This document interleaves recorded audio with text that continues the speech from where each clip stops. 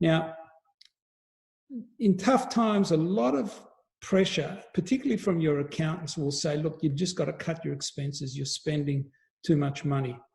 And that may be true, but most dentists aren't just throwing money away.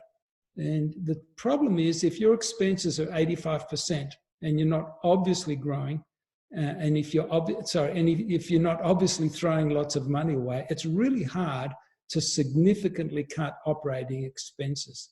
I mean, what expenses really would you cut? Salaries are typically the biggest expense, and it's where people go to first, because you can't change your rent. You might already not be spending a lot on marketing, and your office bills and your supplies and your lab, there's very little room, wiggle room in all of that.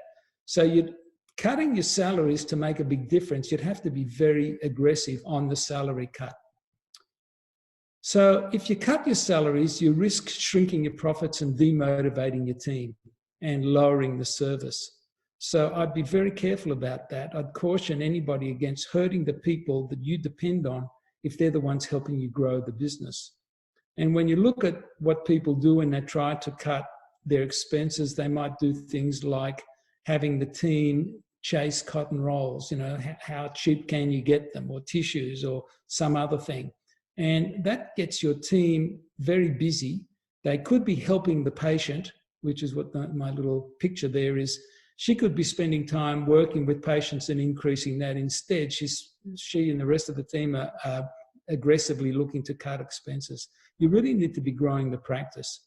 And I want to make a big deal about this. It's really difficult to get into profit by cutting expenses.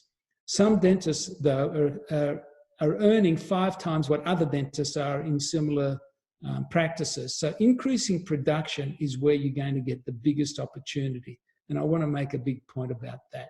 It's about working at the other end of the equation and growing your production.